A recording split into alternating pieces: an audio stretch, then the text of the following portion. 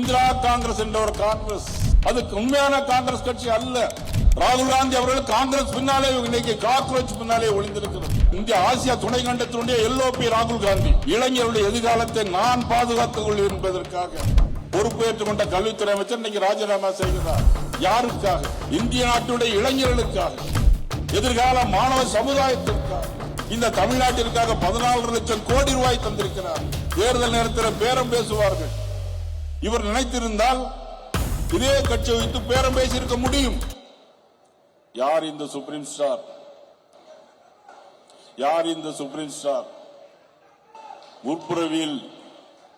முற்பிறவியில் மூளை நிரப்பி பிற்பகலில் வயிறு நிரப்பி தார்கோல் ஏந்திய சிறுவர்களை எழுதுகோல் எழுத வைத்த மாபெரும் தலைவர் பெருந்தலைவர் காமராஜருடைய வழி வம்சம்.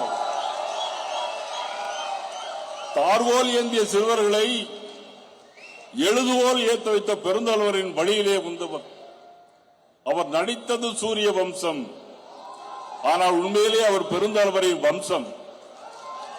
அவர் நடித்தது சூரிய வம்சம், உண்மையிலே பெருந்தலைவருடைய வம்சம் அவர். ஆனால் சில பேர்கள் இன்றைக்கு எழுத்த எடுப்பிலேயே முதலமைச்சராக வந்து விடுகிறார்கள். ஆனால் முதலமைச்சருடைய முழு தகுதியும் இன்றைக்கு அண்ணன் சரத்குமார் அவர்களுக்கு இருக்கிறது.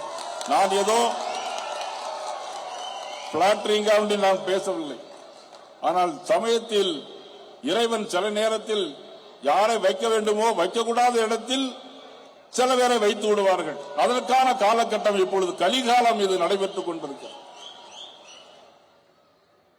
ஆனால் இந்த நாட்டிற்காக, தமிழுக்காக, தமிழ் ஈழத்திற்காக செந்தமிழ் சீமான் பேசிய வார்த்தைகள் எல்லாம் எத்தனை ஆயிரம் இந்த வேளையில் இருக்கிறார். தமிழர்கள் உணர்ந்திருக்கிறார்களா? இந்த தமிழினத்திற்காக, தமிழ் தேசியத்திற்காக, இந்திய தேசியத்திற்காக பாரத பிரதமர் எத்தனையோ காரியங்களை செய்து கொண்டிருக்கிறார்கள். ஆனால் இன்றைக்கு இந்திரா காங்கிரஸ் என்ற ஒரு காங்கிரஸ், உண்மையிலே அது காங்கிரஸ் கட்சியா? அதுக்கு உண்மையான காங்கிரஸ் கட்சி அல்ல. 1969ஆம் ஆண்டு பெருந்தலைவர் காமராஜர், நிஜலிங்கப்பா, அதிலிருந்து மொரார்ஜி தேசாய் போன்ற வெளிவந்த பிறகு ஏற்பட்ட காங்கிரஸ் இந்திரா காந்தி அம்மையாருடைய தலைமையில் வந்த காங்கிரஸ். ஆனால் இந்திரா காந்தி அம்மையார் தலைமையில் வந்த காங்கிரஸ் என்ன தெரியுமா செய்தது? கன்னியாகுமரிக்கு ரயில் இணைப்பு பாதையிலே அந்த விழா நடைபெறுகிறது.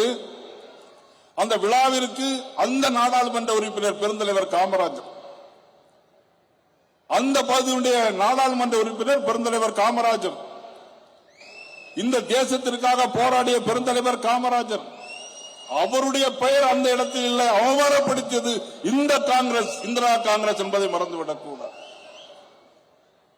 இன்றைக்கும் அதே காங்கிரஸ் இன்றைக்கு காங்கிரோச் பின்னாலே ஒளிந்திருக்கிறது. ராகுல் காந்தி அவர்கள் காங்கிரஸ் பின்னாலே இன்னைக்கு காக்ரோச் பின்னாலே ஒளிந்திருக்கிறது. இந்திய நாட்டுடைய எல்ஓபி, இந்திய ஆசியா துணை கண்டத்தினுடைய எல்ஓபி ராகுல் காந்தி அரசியல் பேசக்கூடாது என்றாலும் கூட அரசியலும் கலந்திருக்கிறது. யாரையும் குறைத்து சொல்லவில்லை. இன்றைக்கு மாணவருடைய எதிர்காலத்தை, இளைஞருடைய எதிர்காலத்தை நான் பாதுகாத்துக் கொள்வேன் என்பதற்காக பொறுப்பேற்றுக் கொண்ட கல்வித்துறை அமைச்சர் இன்னைக்கு ராஜினாமா செய்கிறார். பிரதமர் மொரார்ஜி தேசாய் என்ன செய்கிறார்? 47 பேர்களுக்கு தண்டனை வாங்கி கொடுப்போம். ஆன்டி லீக் பேப்பர் பில் 2026 ஆக 10 வருடம் 10 கோடி ரூபாய் அபராதம், 10 வருடம் தண்டனை இன்னைக்கு மத்திய அரசு அனுமதித்திருக்கிறது. யாருக்காக? இந்திய நாட்டுடைய இளைஞர்களுக்காக, எதிர்கால மாணவ சமுதாயத்திற்காக. யாருடைய வழியிலே? பெருந்தலைவர் காமராஜருடைய வழியிலே. இன்னைக்கு மாண்பு மதிப்புக்குரிய பாரத பிரதமர் நரேந்திர மோடி அவர்கள் அறிவித்திருக்கிறார். இந்த தமிழ்நாட்டிற்காக 14 லட்சம் கோடி ரூபாய் தந்திருக்கிறார்கள். பல்வேறு ரயில் திட்டங்களை தந்திருக்கிறார்கள். அந்த கட்சியிலே எதையும் எதிர்பார்க்காமல் பல்வேறு அரசியல் கட்சி தலைவர்கள் இருக்கிறார்கள். தேர்தல் நேரத்தில் பேரம் பேசுவார்கள். இவர் நினைத்திருந்தால் இதே கட்சி வைத்து பேரம் பேசியிருக்க முடியும். ஆனால் ஒரு நயா பைசா இல்லாம இந்த கட்சியில் தேசிய உணர்வோடு இன்றைக்கு தன்னை இணைத்திருக்கின்ற மாபெரும் தலைவர் சுப்ரீம் ஸ்டார் சரத்குமார் என்று சொன்னால் அது மிகையாகும். கராத்தே தியாகராஜன் பேசினார், சுந்தர் பேசினார், நயினார் நாகேந்திரன் நினைத்தால் சொன்னார்கள். இது அகில இந்திய கட்சி. ஆனால் அண்ணன் சரத்குமார் அவர்கள் குடத்தில் இட்ட விளக்கு அல்ல. இவர் குடத்தில் இட்ட விளக்கு அல்ல, கோலத்தின் விளக்கு.